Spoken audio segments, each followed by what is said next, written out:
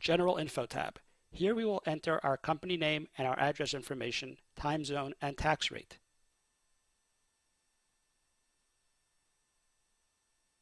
Enter your address as you want it to appear on your receipt.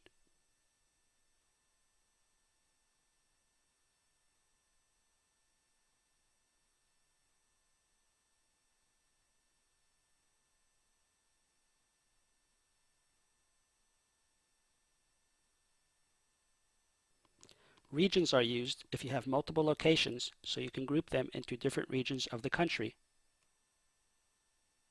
Choose your time zone. The time zone is important because the system will automatically close the day at midnight in your time zone in preparation for the new day.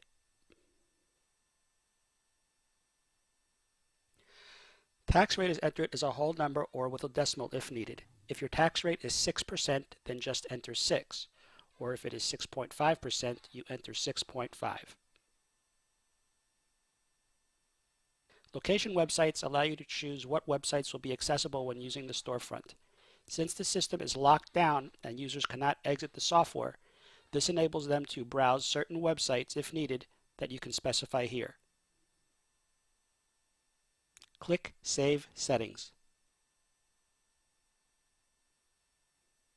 Click Printing Options.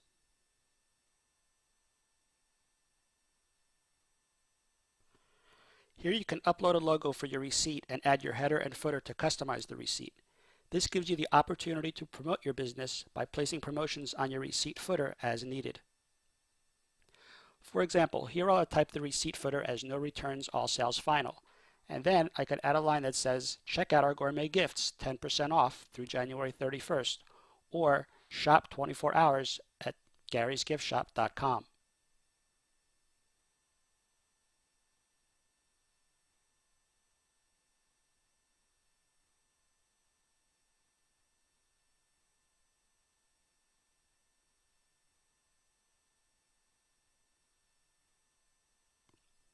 If you want to show the discounts for the products on the receipt, switch this to On.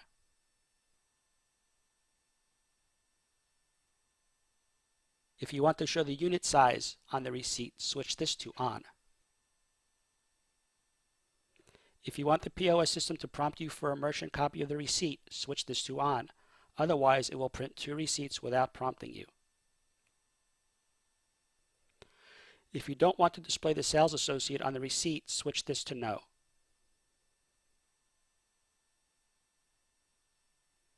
When done, click Save Settings.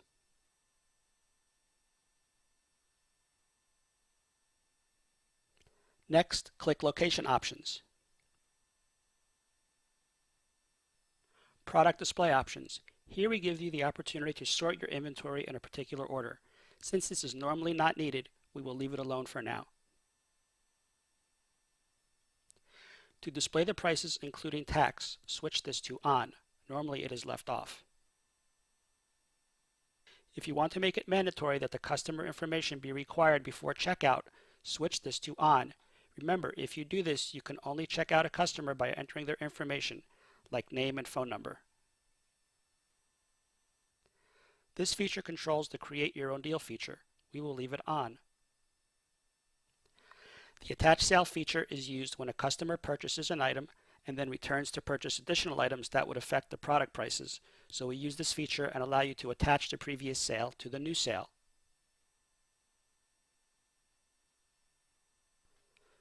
You can limit the time the customer receipt is available here. So if it says 20 minutes, then the customer receipt is only available for that time frame should they return. We will show how this feature works in another video. If you want to make the day's receipts accessible in the storefront, leave this switch on. This section deals with refunds and exchange permissions. If you require manager approval for a refund, switch this on. If you allow a return where the customer will receive money back, switch this to on. If you want to allow customers to return products without a receipt, switch this to on. If you allow price changes on product returns, then switch this to on. For example, if you take a product back but charge a restocking fee, You can do that by changing the price of the item being returned. If you use the layaway feature, you can set the minimum amount for a layaway here. To enable employee competition settings, leave this on and choose the competition type. This allows employees to see how they are doing in comparison to other employees. This feature is accessible from the storefront for employees. The MasterPOS system has an inventory feature that requires employees to count inventory items when opening the day. The items are then counted at the end of the day, and if there is a difference, then it is reported with the closed day results. This helps to deter employee theft and reduce inventory shortages. If you want the system to show an error when the count does not match, leave this feature on. If you want the daily count to change the physical inventory, then leave this feature on. If not, switch it off. This feature tells the system how many items you want counted each day. Notice if you set it to 0, then all the items can be counted. The shipment module allows you to specify if an item needs to be shipped to the customer. This will show an extra option when you sell an item, so you can choose to ship that item. This will be covered in another video about the storefront features. The Enable Employee Business Cards enables employees to print an informal business card on the point-of-sale printer with their name and any information that you specify here. The feature to print the card is available in the storefront and will be covered in another video about the storefront features. When done, click Save Settings. Payment methods. If you use an external credit card terminal, the external credit card switch should be left on. If you use the integrated credit card feature, switch the internal credit card switch to on. The system allows you to take both internal and external credit card payments. If you accept check payments, then leave the switch on. It will allow you to choose this as a payment option upon checkout and enter the check details for your records in the storefront. This credit card gateway section should only be modified as instructed by MasterPOS support. You should not make any changes here unless instructed only by MasterPOS personnel.